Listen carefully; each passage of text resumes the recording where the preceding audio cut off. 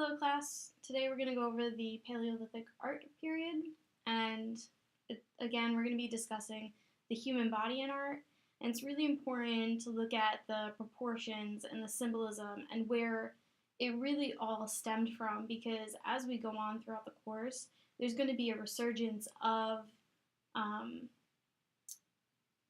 it's called primitivism. It's not the best term. I didn't come up with it. But there's going to be a neo-primitivism movement later on. So it's always good to see sort of where the art stems from and where it goes and how it sort of always goes back to its origin.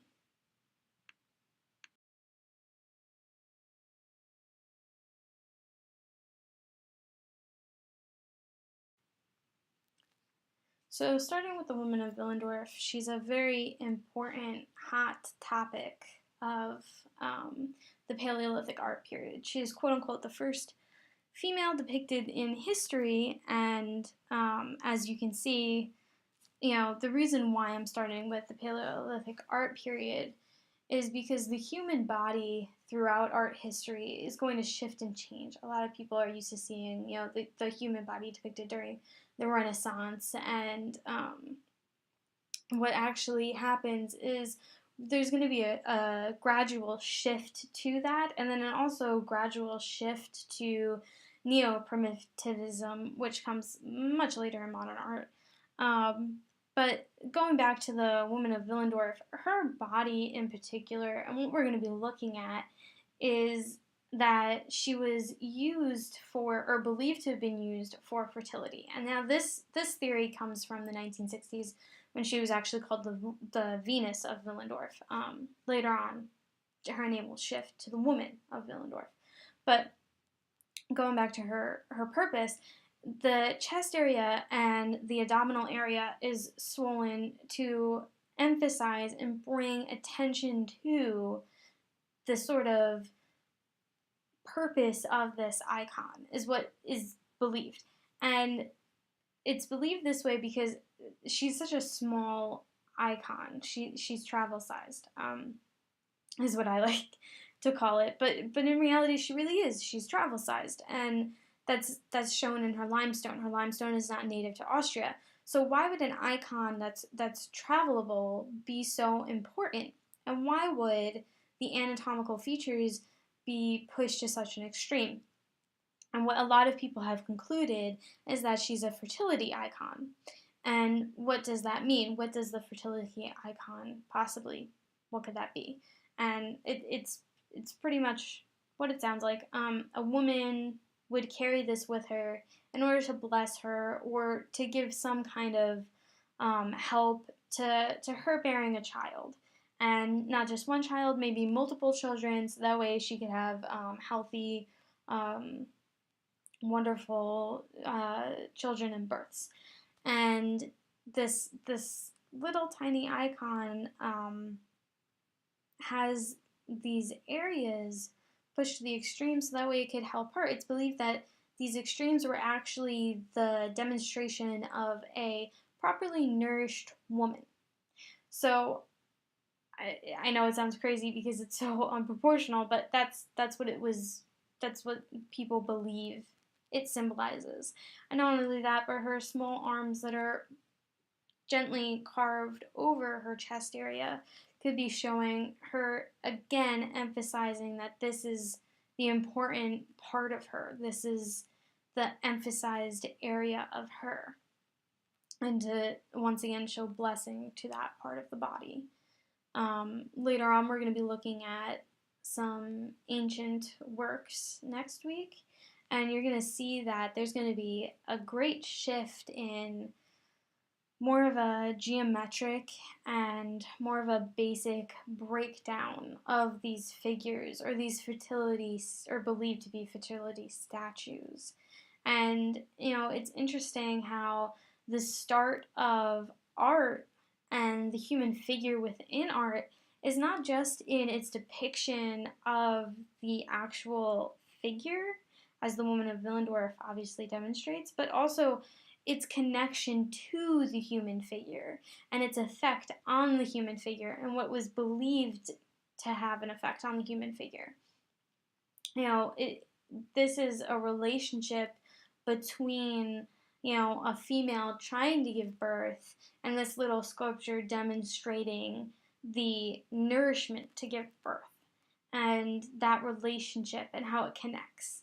And, the depiction of the human body actually grows from that origin point.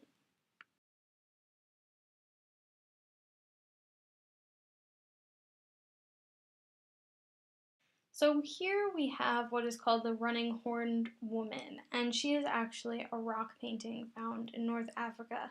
Now, I say rock painting because cave paintings are more suggestive of Europe, but there were cave paintings in Africa itself. Now, rock paintings were also, they're on rock tablets, just pieces of rock. They were often animals, not humans, depicted, and they were movable. But this one was actually found in a cave that it was so secluded and difficult to access that it was concluded that it might have been like a shelter or a sanctuary. And the team, I believe it's pronounced Lahot's team, they were the first ones to actually find this interesting painting. And when it was found, it was believed that she was an agricultural goddess, some kind of religious picture of a woman that would bring about good agriculture. And the original finder, he believed that the goddess was had Egyptian influence, and that it was the originally where Egypt got its idea of Isis, the goddess of agriculture. And this became discredited, and the reason why is because his team was actually, whether he knew about it or not, they were painting around her and in other areas of the cave, cave paintings that were pointing to Egyptian influence. And when another archaeological team came in, they disputed and found, they said, these ones are fake. So all of the original ideas around her were actually considered fraud.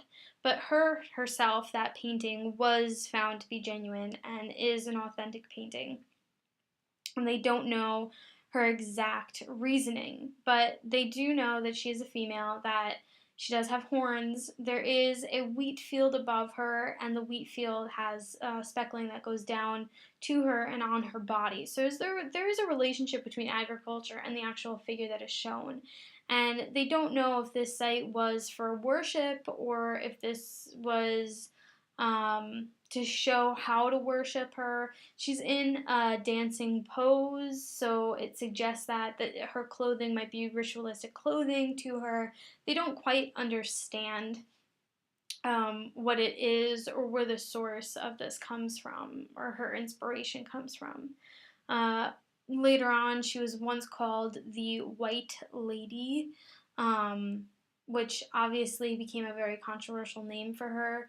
But again, that's because a lot of times the archaeologist was saying that it had Egyptian influence, that it had European influence, which is why her name was actually changed to Running Horned Woman, because once that was distributed,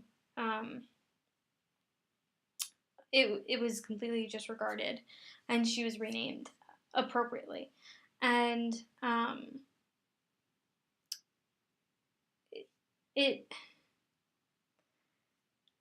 an interesting piece, not just because we don't know its purpose, but also because it has this sense of showing us a glimpse of possibly a ritual occurring.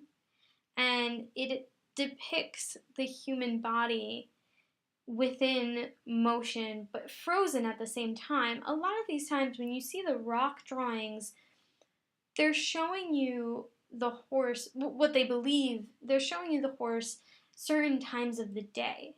But this one, it's not showing you the motions to dance for her, which again is why there's a lot of controversy about whether or not she's the goddess, or whether or not she is a priestess in a way, praying to the goddess.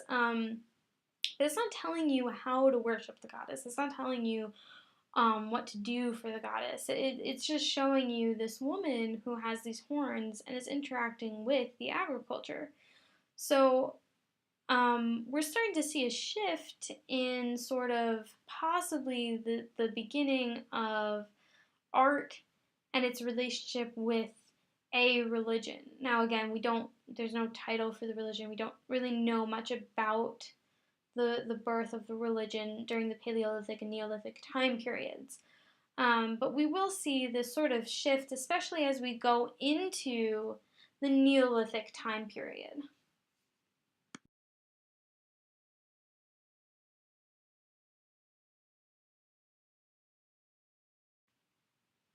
So we're going to be moving on into the Neolithic period, which comes right after the Paleolithic. Now, the Paleolithic period is very brief, which is why I'm kind of combining the Neolithic and Paleolithic.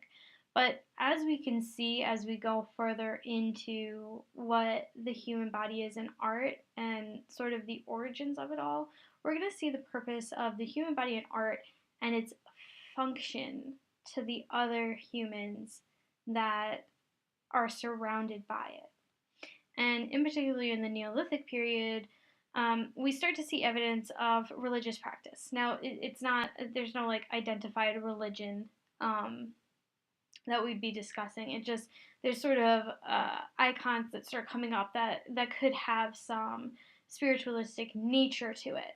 And this happens probably because in the Neolithic period, people stop being nomads. So the Paleolithic period, like the woman of Willendorf, she had that, or the woman carried that icon because it was so small and she was traveling. Like I said, the limestone didn't come from the area in Austria in which it was found.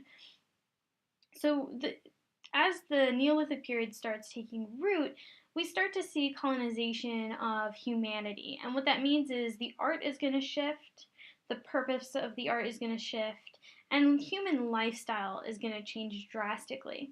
So as we see this sort of what we believe is a religious practice, we don't really know because the Neolithic period they didn't have a written language. They didn't leave us with a book of instructions. So what we're kind of assessing from what we view are these ritualistic icons. And what I have right here in particular on this slide is plastic skulls that were found. And these plastic skulls were decorated in a way to look like perhaps in a way to look like the deceased loved one.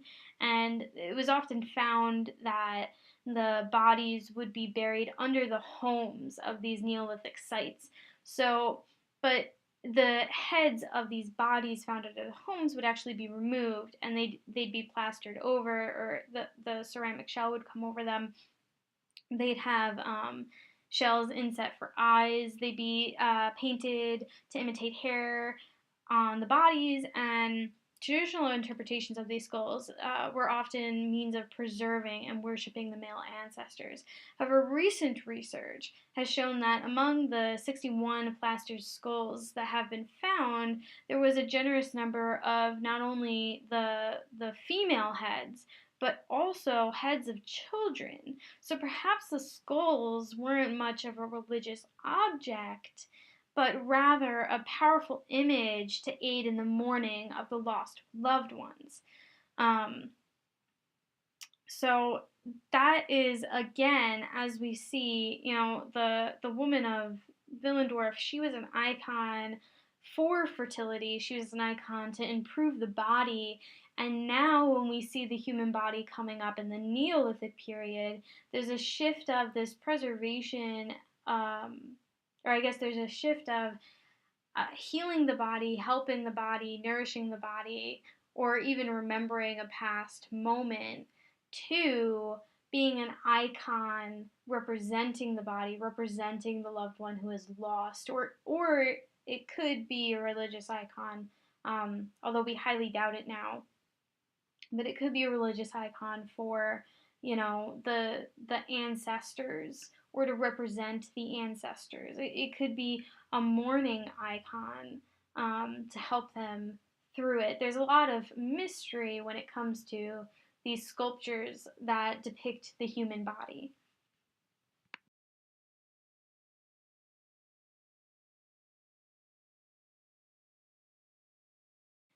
Now these two figures are really interesting, the woman and the man. That is literally their title. And they're actually made of ceramic. Now, there were a lot of ceramic figures found that come from Paleolithic and Neolithic period. These are actually Neolithic. Um, but they don't really understand why, again, these figures are constructed or what their purpose was. Now, these two have some interesting context because they were actually found at a grave site. So they don't know if these represent the people who have passed or if they're guardians for the people who have passed or what really that purpose was. But as we continue about the anatomy within art, we're going to understand that the anatomy depicted and the purpose of these pieces also have a relationship to the human body. And while the woman of Willendorf was more of a blessing, this depiction of the human body might be more of a guardian. Or it could also be a representation of the one who has passed. Now, the woman, she was depicted in a way that is just sitting and looking up. Now, the man is also looking up, but he's in more of a concerned or thought provoking or thought induced sort of state in which he's contemplating life, or perhaps he's contemplating the afterlife. And the woman is thought that she could either be looking up at the smoke from a hearth, maybe looking up at the stars. They don't really quite understand why they're both looking up or why they're placed by a burial site. But if you looked at their anatomical structure and go back to the woman of Willendorf and look at her anatomical structure, you can see how the body and its depiction of the body shifts when its depiction, when its purpose shifts. So again, that's why a lot of times they say that the woman of Willendorf was for fertility, because if you look at these statues, which were found by a burial site, which is more for perhaps spiritual use or for afterlife use, or perhaps as a guardian for the bodies themselves, the body's anatomical structure shifts. The woman doesn't really have a chest area carved out. Her hips are still quite enlarged, and she is still curvier than the man, even though they're both very geometrical and organic at the same time. And their faces and their neck areas are exactly identical, but that could also just be the sculptor who did it. Maybe it was the sculptor's trademark. We don't really know that much, but we can see a shift in the depiction based on its purpose.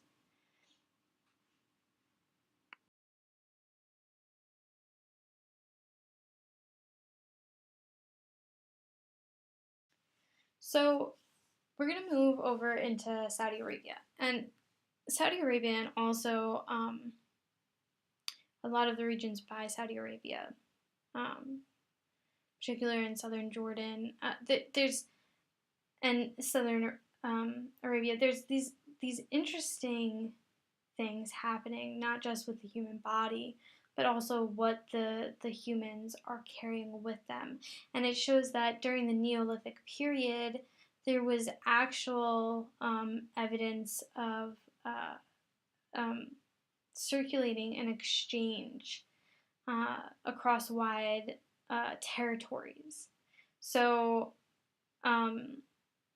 we're seeing the human figure with these objects that are coming from all over the place, that aren't native to the lands, or archaeologists aren't finding these items with the sculptures that they're finding. They're finding these items way up north, or further east, and it's interesting to see that trade happen. But also these figures are obviously, they're shifting in depiction. They're shifting in style, and that could be because of the trade within the territories, some influence within the territories. But also, what's really interesting is that um, there there was never really a focus in the human figure. In the Arabic culture, it was mostly focused on what we see. It's mostly focused on the written word. It's mostly focused on depicting designs and animals. And these figures that we're finding of the human body is showing a pre-Islamic Arabia in which the human figure dominates the subject matter. So it's showing us that at one point the human body was the focal point of their subject matter within art. It sort of was like the stem or the beginning of it. And it's interesting because we don't know why there was a shift in which the human body was no longer the focal point, and no longer held its purpose. So it's kind of, if you think about it, like the written language allows us to communicate. So possibly these figures were actually communicating in a story or telling a story. But that's just, it's only a theory because we don't really have anything yet in the Neolithic period declaring what exactly these figures were for and what purpose they kind of held. And if you see the three figures above, they all have the different styles to them, even though they're within the same region where they were found. So it's kind of interesting about whether or not the artists were actually taking from other artists that they were interacting with, or other people that they were interacting with. And that's what influenced them to sort of carve these human-like figures and carve these human-like statues.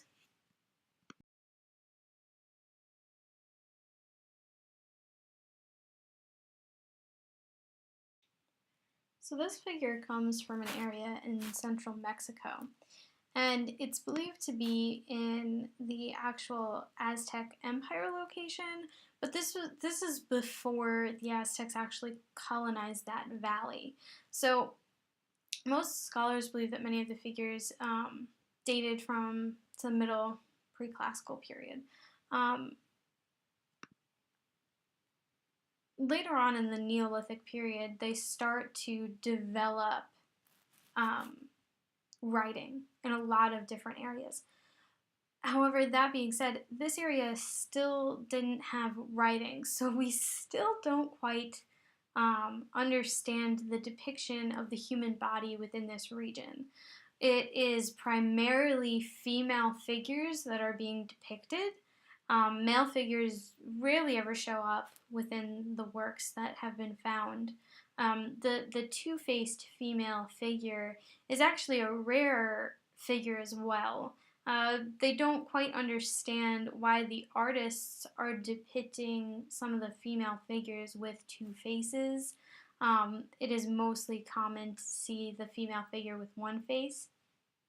They've also noticed that the women often don't have arms or legs. Or the legs are very short. It's not the area of emphasis. What's actually interesting about these female figures is that the most important part of these sculptures is the hair. They're often very, very intricate, detailed, and elaborate hair designs on these women, and they don't believe that these have any religious significance or importance, but that it does give us a glimpse into the culture of these people and the importance of hair and hairstyle and hair patterns for these women. And it's interesting to see how the human body shows little purpose other than to demonstrate different um, sort of braiding or styles for the woman's hair of that region and that time period.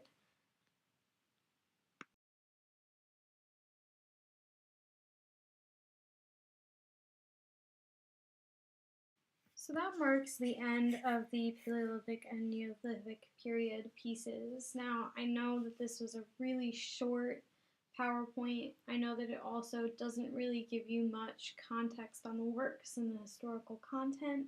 That's kind of the difficulty of the Neolithic Paleolithic period. The reason why I still kept it in, even though it was so brief, was because of its importance with later on works. These works are going to influence Picasso, a lot of Cubist painters, Neo-Impressionists, Impressionist painters. It's going to be coming up a lot later on, which is why I actually put a Pablo Picasso painting on this slide, was to sort of show the connection between the Paleolithic, Neolithic artwork and what's going to happen later on for the art world. And also to sort of show the importance of creating sculptures not for beauty but for a function, and or possibly for a function, we don't even quite know, but how the relationship of the body is going to be not just about depicting the body. I mean, when we get into the Renaissance period, it's all about depicting the body in its most accurate form. But this is more about depicting the body to have a relationship with the body, to have a relationship with um, its surroundings, its purpose, its function, to use the body in some cases to have a function and a purpose within the artwork itself. So we're going to see a huge shift in the purpose of the human body in artwork. We're going to see a huge shift in the way that the work is depicted, the way that the human body is depicted. And I think that this is the one time where we're actually going to see a relationship with the human body and the artwork until modernism really hits. Most of the body in artwork is just that, to be depicted, to be a symbol. It's not supposed to interact with the human body itself. Um, Again, and even in modernism, the work with the human body isn't going to be so much as to interact with the human body, but it's going to shift as the human body becoming a tool for the artwork. So it's going to come almost like a complete opposite end of the spectrum within the art field. And next week we're going to be shifting into ancient artwork, and that again, it's not going to be as in depth, but it is going to be more in depth than the Paleolithic and Neolithic periods, because the human body is going to become a huge symbol within work. It's going to be a part of the language discussing stories, discussing moments. We're going to see it shift in style. Um, it's not going to be as natural, believe it or not. It's going to be more geometric, more angular, sharper, less realistic. But in some aspects, it's going to be even more realistic. And we're going to see kind of where that turn takes place and how it develops over time. And I hope that you enjoyed learning about the Neolithic and Paleolithic period. And keep this in the back of your mind as we venture further. And really think back to each one of these presentations. It's not just one presentation at a time. It's every time I give a presentation, you should always look back at the previous one and really see where it's going. And I'm going to have slides in each period where I refer back to a previous slide. So always keep that in mind, that it's going to be constantly shifting, constantly moving, constantly referring to one another. Art is not as stagnant within its own time period as people think. It shifts back and forth. It takes a lot of influence from where it comes from to where it's going. And there's a lot of dialogue between artists and their past.